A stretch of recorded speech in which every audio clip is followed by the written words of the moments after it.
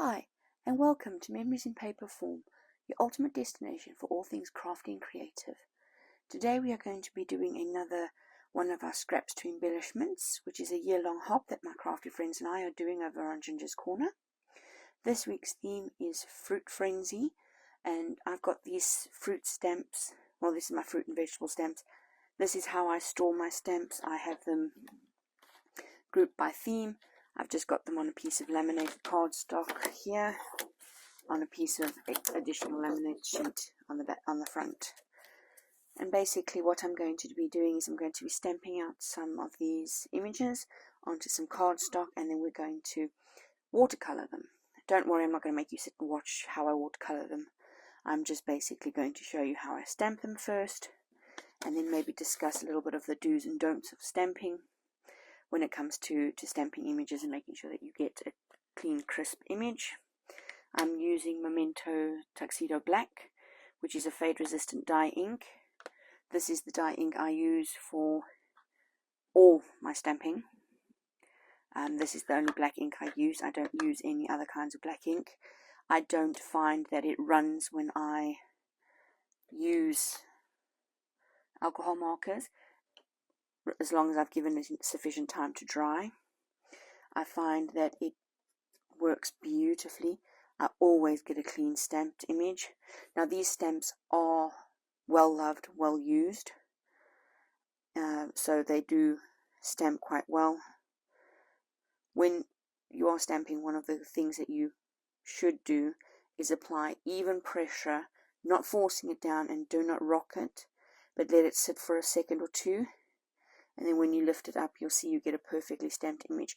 Now this image may look as if it's not stamped correctly because of the gaps there and there. However, if you look at your stamp itself, it is actually on the stamp itself that those gaps are there. So it's not that the stamping, or that I've misstamped it. It's that the stamp actually has those gaps in it. So for instance, if you take, let's take this little peach half here that I've got. Okay, what you do want to do is you want to put it down flat perfectly and just apply some even pressure in the center. Leave it for about 25-30 seconds. Put pressure on the paper and peel off evenly. See, perfectly stamped image. What you don't want to be doing is rolling it like that. So if you apply stamping from one side to the other and you rock it and you roll it, you will see that you do get shadowing where the stamp has moved or the image has shifted, and that you don't want that. That is not a clean, crisp image, and we don't want that. So that's straight down, left it, put a little bit of pressure in the center, and then held your paper in place and pulled up. Whereas this one is I've come in with a rocking motion from one side and sort of rolled it. Okay, and on the same vein of what not to do is we don't want to apply too much pressure. So in the same thing, if we apply too much pressure, you get the same, you get what almost looks like it's ballooned.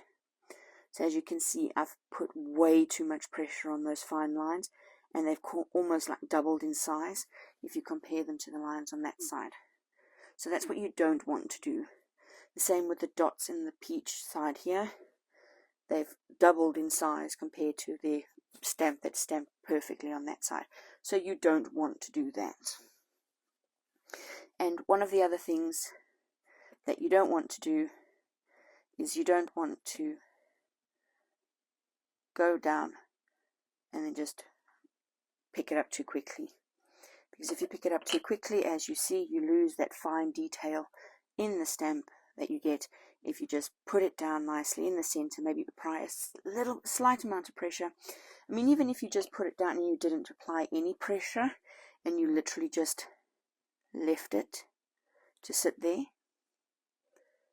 give it like a 25 to 30 seconds to transfer, and we lifted it up. It's not as detailed as applying that little bit of pressure in the middle. So you don't need a lot of pressure, especially if you've got fine lines like this. If you've got fine lines like this stamp here, you don't want to apply too much pressure. So I'm just going to stamp off the excess on this side here, like that. There we go. I will come back later and clean these stamps off. And then one of the last things that I want to show you that you don't want to do with a stamp like this, which has a large clear inside piece, is you don't want to be getting ink all up in there like that. You don't want to get ink in the center of that stamp, because it will transfer to your paper if you are not careful. And also, as you can see, by getting ink on the stamp block, you get ink on your fingers and it transfers to your paper, and we don't want that. So just one of those things to be wary of is when you are stamping, that you clean off any mess on the stamp block. Don't get any mess on the center of your stamps, because you can very easily transfer that and get it onto your stamped image. Now, the rest of this video I have shot separately on a different occasion, and I will be putting it in with a voiceover so that you don't have to sit and watch me painstakingly color in and cut out all of these images. So as you can see, there are the do's, and then those are definitely the don'ts. We don't want that. And in the event that you do get that, then you know maybe you should apply a little less pressure. Maybe you should look at the technique in which you are putting your stamp down. I mean, these are beautiful images that are stamped perfectly, and we don't want the ghosting that you get from rocking it, and we don't want those fat lines that you get from applying too much pressure, and nor do we want to lose that detail from not applying any pressure at all. Please enjoy the following montage of my colouring. I mean, I am by no means an expert colourer. I'm by no means even a good colourer, but I've used watercolour inks here to sort of give my fruit a little bit of colour. I've started with the pineapples with the yellows. I did a few test runs with the green, and I found that the markers that I had did not work as well as the liquid watercolour paint that I have. So I used the liquid watercolour paint that I have. Oh, don't mind me, I'm just filling my bottle here. I ran out of watercolour in my watercolour brush, and it's worked quite well. The only problem was that I find that the water brush transferred the colour to, when you're mixing colours or changing from one colour to another, it transferred the colour from one colour to the other more than it should have, even after I cleaned it. So I think that was more a skill issue on my part than it was the actual brush. I mean, I enjoyed doing these. I don't get to watercolour often, so I did enjoy these. As I said, I am by no means an expert colourer. I am by no means an artist at all. I just did what I thought looked nice, and you'll see I'll come back in a few times with different colours, changing things here and there, and just making things look a bit better. I was thinking of maybe changing the watercolour liquid that I had back to the watercolour markers that I have. They're just cheap watercolour markers that I bought at the range, but the colour depth of the watercolour markers didn't carry as well as the paint, so I'll continue to use the paint here on out, and I find that worked very well.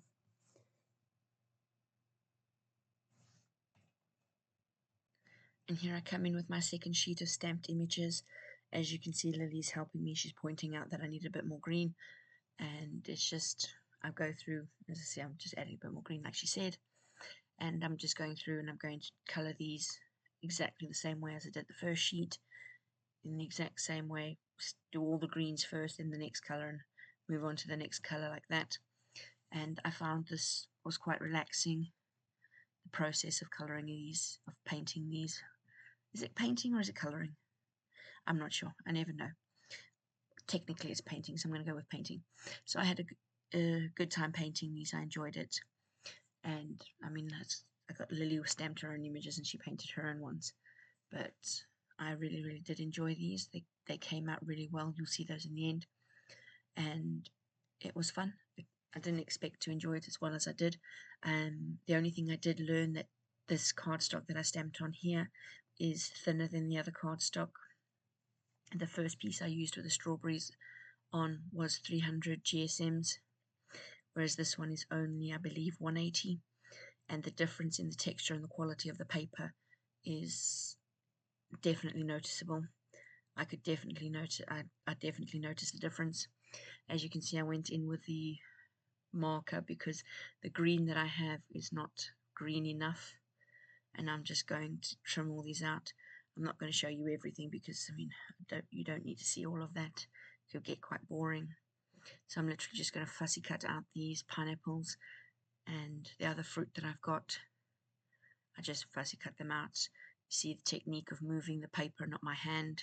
I keep my hand quite still and I move my paper around as I go, and keeping a consistent line.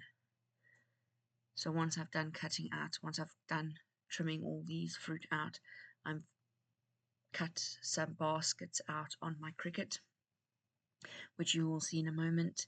And when I did that as well, I cut myself a wood grain stencil. Now I did cut the first one that I cut. I made a big mistake and I cut the thick lines out and left the thin pieces, which you'll see when you'll understand what I mean when you see it in a minute. You'll see the basket that I've made, and the stencil stuck to my table.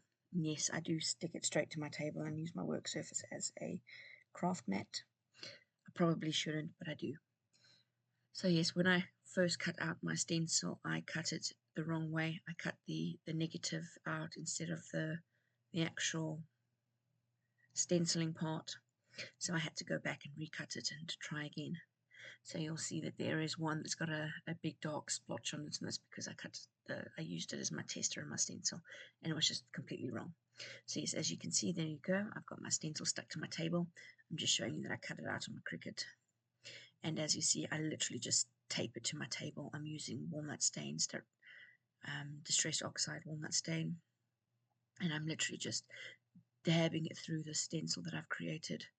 The image that I used for this is literally a Cricut Design Space wood grain stencil. I just typed in wood grain stencil and this popped up, and all I did was I changed it, added a border to it, and then I've just put it on here.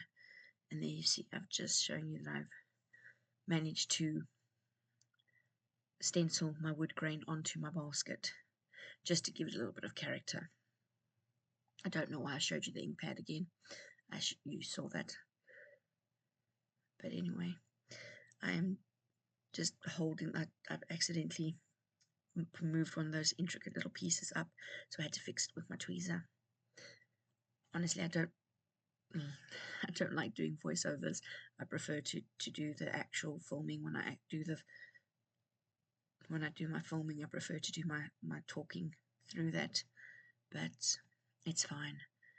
I mean, once in a while to do a voiceover, it's not as bad as that. I never really know what to say, and I feel like I'm rambling, like now. So yes, I just wasn't happy with that one piece because on the far left-hand side there's a gap, and there's quite a large wood grain piece. So I just moved the stencil over so I can get onto the side of the basket and on the handle of the basket, just so that I get an intricate pattern on there and not just a massive gap. And so that's why you see me moving it around. And I did these for all 4 of the baskets, and then I'll come back and clean my table when I'm done. So yes, there you see I've got my fruit that I've painted and cut out. I've got my basket, and then I'm just going to arrange them inside this basket to see how it can be put together. Lily's moving my ink because she's busy stamping her own things on her side. So yes, I'm just placing fruit in this basket. Don't know what she grabbed there, but little fingers in the way. So if you like what you see and you enjoyed this video, please consider subscribing and give us a thumbs up. And we'll see you in the next one. Bye!